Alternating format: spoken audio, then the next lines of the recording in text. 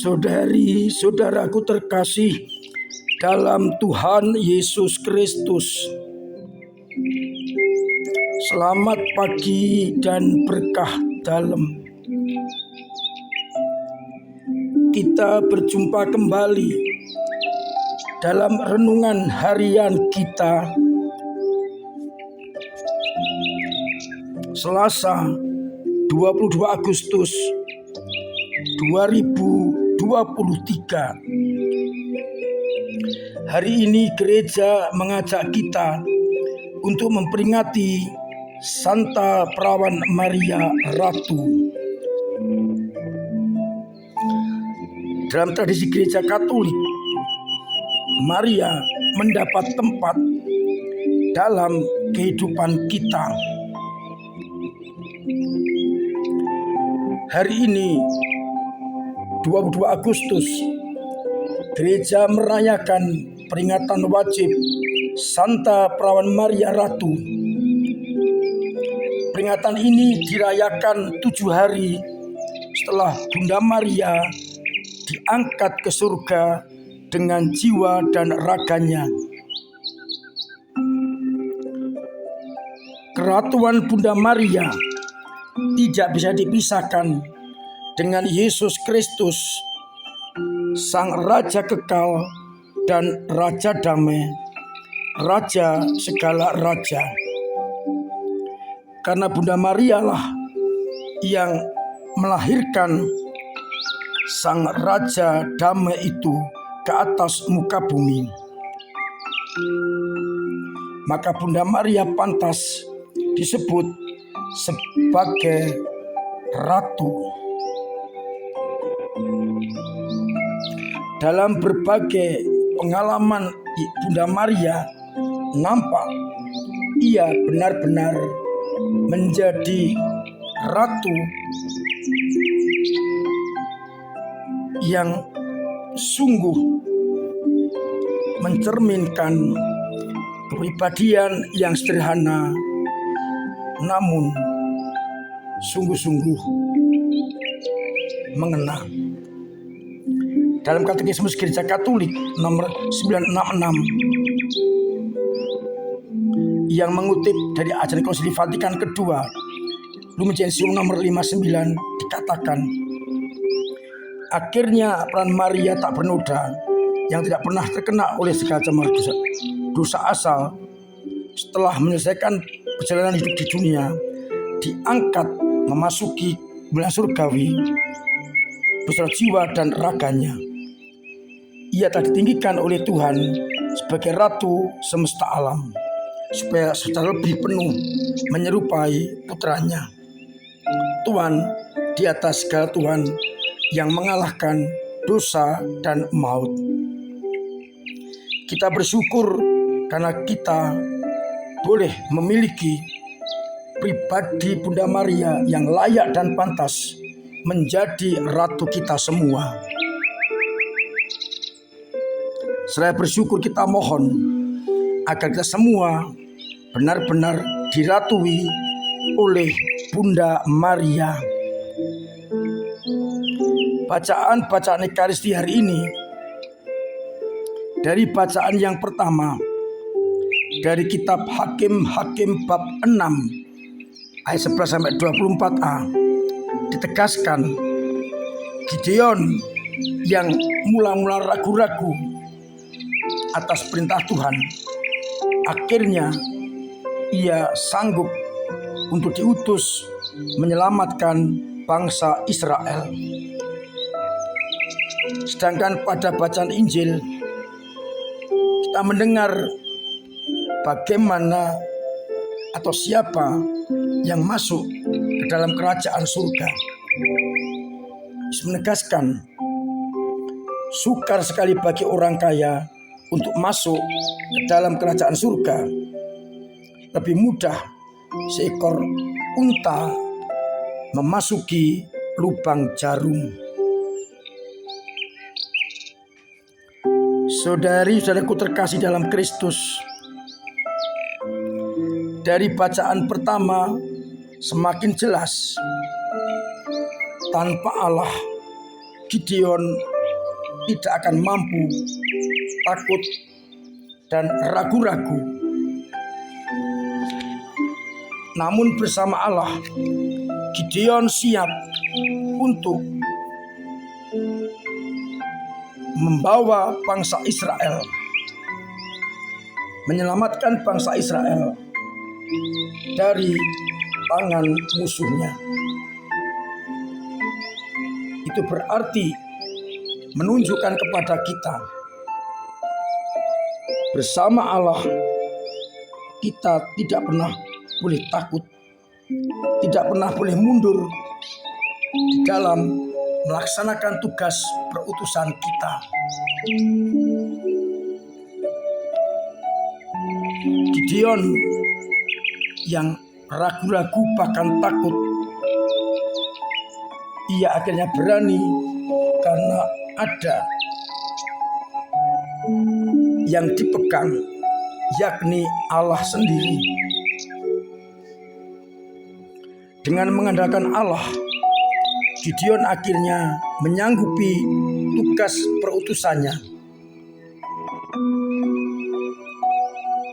Gideon yakin bahwa Tuhan adalah keselamatannya. Bagaimana dengan kita? Apakah kita juga mampu dan berani mengandalkan Tuhan? Dan bila bersama Tuhan, kita tidak akan mundur? Ataukah kita mengandalkan diri kita sendiri, kekuatan kita, kekayaan kita, sehingga kita melupakan Allah? Pada bacaan Injil, kita mungkin tertegun, bahkan bingung. Seperti para murid juga bertanya, kalau begitu, siapakah yang dapat diselamatkan? Karena Yesus menegaskan, lebih mudah seekor unta masuk dalam lubang jarum daripada orang kaya masuk dalam kerajaan surga. Teks ini tidak boleh dimengerti hanya letterlek. Kita boleh bertanya, apa arti semuanya itu?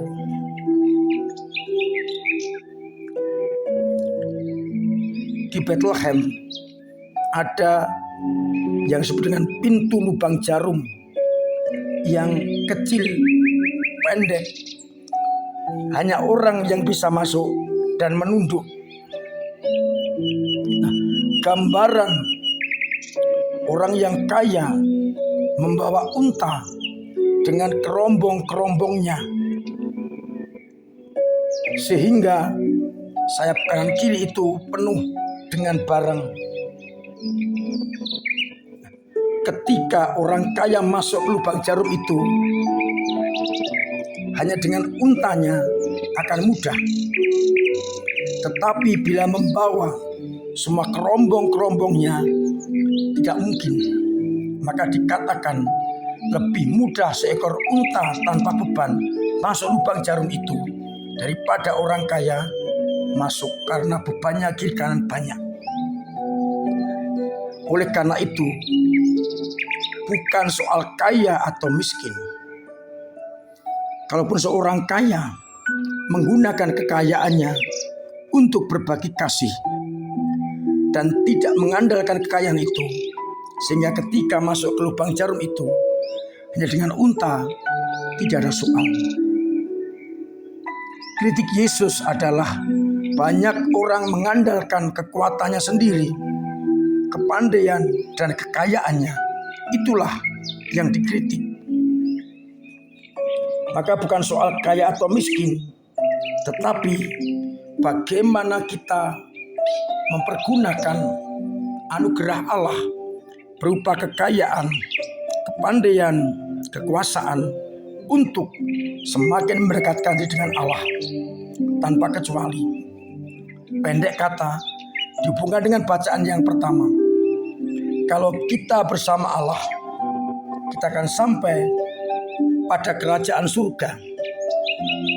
Karena kekayaan, kepandaian, dan kehebatan kita hanya merupakan sarana untuk sampai kepada kerajaan Allah. Tidak menghalang-halangi kita.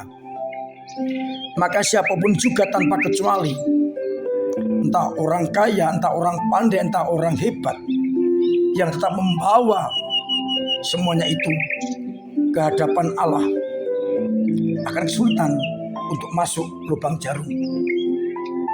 Maka mari bersama-sama kita mempergunakan talenta itu, kekayaan, kepandaian, kehebatan kita untuk semakin mendekatkan kita dengan Allah, sehingga kita mampu untuk sampai ke dalam kerajaan surga.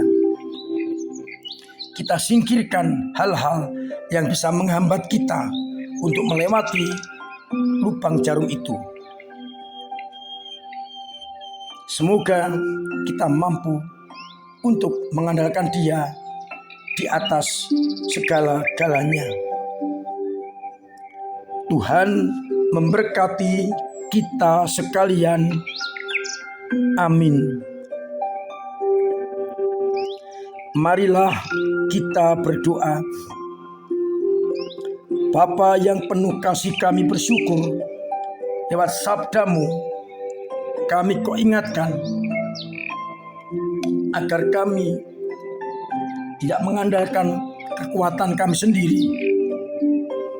Justru kekuatan, talenta, kekayaan, kepandaian, kekuasaan kami pakai untuk menghantar kepada pintu surga itu dengan cara berbagi kasih akan yang lain. Dengan demikian, maka semakin jelas bahwa keselamatan kita terletak pada penyertaan Tuhan. Apapun juga yang kita miliki, kita gunakan untuk semakin mendekatkan diri dengan Tuhan, dengan-Mu ya Tuhan, sehingga kami semakin pantas dan layak untuk masuk dalam kerajaan-Mu. Sadarkan kami, umat-Mu, yang seringkali mengandalkan kekuatan, kekuasaan, kekayaan, supaya mereka akhirnya mengandalkan Engkau di atas segala-galanya. Bantu umat-Mu yang sakit agar Engkau sembuhkan, yang punya beban Engkau ringankan, yang punya persoalan Engkau urai, yang secara ekonomi Engkau bantu. Semoga akhirnya mereka mengalami kasih setia-Mu. Semoga dengan demikian mereka mampu masuk lubang jarum untuk sampai kepada kerajaan-Mu. Untuk itu ya Bapa, sertai kami dengan berkat-Mu, Bapa dan Putra dan Roh Kudus. Amin. Saudari-saudaraku terkasih, saya tetap menghimbau, menganjurkan, bahkan setengah mewajibkan tetap mematuhi protokol kesehatan agar kita terbebas dari segala bahaya. Dengan kesetiaan kita ikuti protokol, kita telah membantu keselamatan orang lain, sehingga dengan saling menyelamatkan kita sudah menolong banyak orang. Saya masih mengingatkan, dalam rangkaian ulang tahun paroki kita diadakan lomba-lomba dan juga pertandingan-pertandingan yang diawali kemarin dengan pertandingan bulu tangkis bergu berpasangan. Kepada umat lingkungan saya ingatkan, perlombaan tumpeng hukumnya wajib.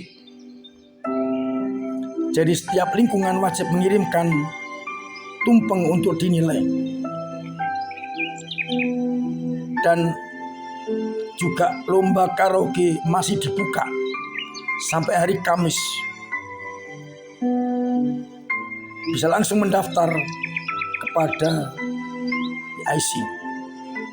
Harapannya kita benar-benar meriah dalam mengikuti memperingati ulang tahun paroki kita. Semoga kita semakin mencintai paroki dengan ikut itu semua.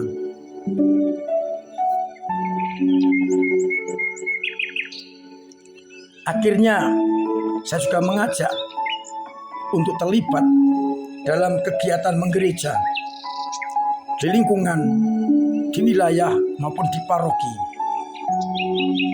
Terima kasih untuk penjenengan semua yang telah ikut ambil bagian di dalam kiprah gereja dengan doa-doa, dengan tenaga-tenaga, dan dengan dana, sehingga kita terus bisa mencerminkan wajah Kristus di tengah-tengah masyarakat lewat gerejanya.